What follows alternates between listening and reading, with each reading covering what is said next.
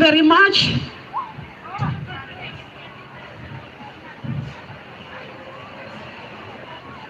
So now we shall continue with the next part of our program.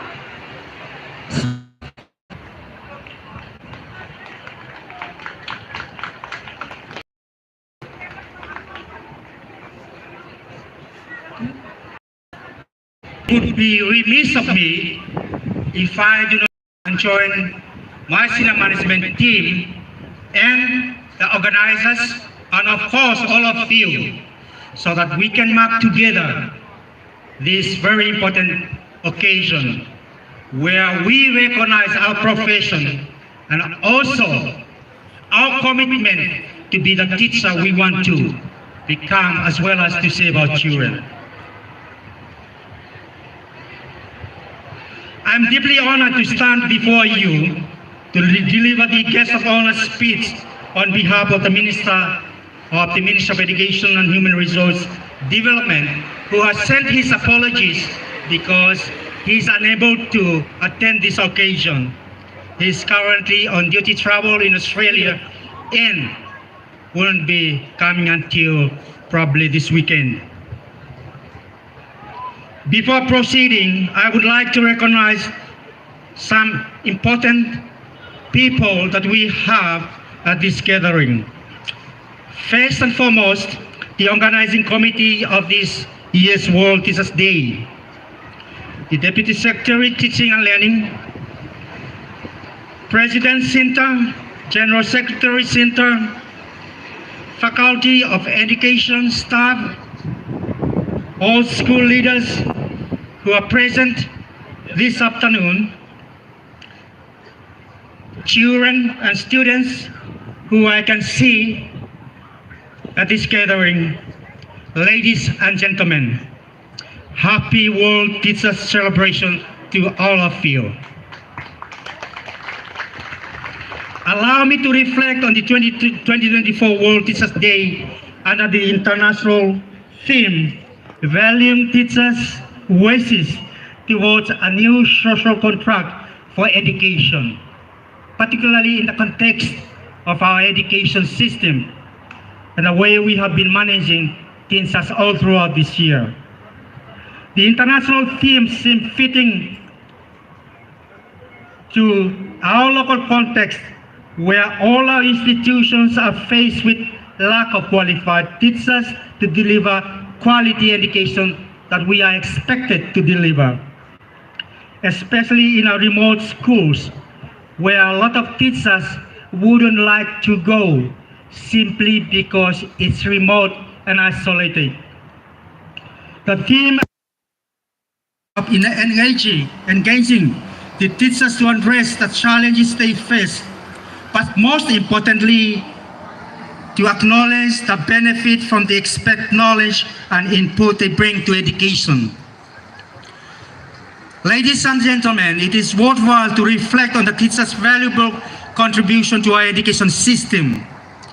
It is recognized that the right to quality education means the right to qualified teachers or teacher whose professional status is acknowledged like any other professions. The Ministry of Education and Human Resource Development recognizes education and skills development to empower our citizens, enabling them to contribute meaningful to the nation's growth. However, this cannot be done without the teachers who play a pivotal role in shaping the future by nurturing students and driving educational progress. It is indeed relevant and that we ought to fully harness teachers' potential. It is crucial that teachers' voices are heard, valued, and respected in the decision-making process that affect their profession. We also recognize and are aware the challenges we face in the education sector, such as the pressure to improve access to quality education or education service delivery to our people who live in remote and isolated parts of a country due to increased population, and budgetary and financial constraints faced by our government. The ongoing challenge with equitable distribution of qualified teachers to all schools is critical, not just in Honiara. Ladies and gentlemen, valuing teachers' wages is a key value in the implementation of the new education legislative framework driven by the Education Act 2023. The Minister of Education and Human Resource Development, Honorable Tojan Leokana, in his contribution debate on the speech from the throne, has mentioned or announced in Parliament last month, and I quote, "I'm pleased to inform the House and also the teachers of this nation that the new salary structure and classification have been completed and tabled to Cabinet and was approved last month, end of quote. And let me update you on this. As I speak and starting this week, my ministry is in the process of devising a process in which we are going to implement the new structure as well as the classification. So as far as I'm concerned, we are on track in terms of when we are going to implement the classification as well as the new structure or salary structure next year. This, I believe, the Government of National Unity and Transformation is committed and responding to this international theme of valuing the teachers' wages, particularly for teachers in our country. This is a long desire of teachers to be accorded a proper pay structure, recognizing the professional skills teachers need to properly provide quality education to our teachers. And for me, and probably I will sensitize this, I've stayed long enough in the ministry to ensure that this new classification and pay structure and the Education Act happen. So on the other part of the international theme of this year's World Teachers' Day celebration, it calls for interconnectedness. Teach us how we can better understand students we interact with every day in order to address the real knowledge gap and help them move forward in the right direction. Only together we can implement the changes we imagine. This brings me to rethink and to share with you how COVID-19 has changed our educational experiences and leadership. The arguments also align with UNESCO's theme or approach recently launched, which is titled Reimagining Our Future Together, a New Social Contract for Education. According to the report, education can be seen as a social contract, similar to the contract that you sign to become a teacher in whatever school that you serve under. A new social contract for education encourages us to unite with collective responsibilities and interconnectedness.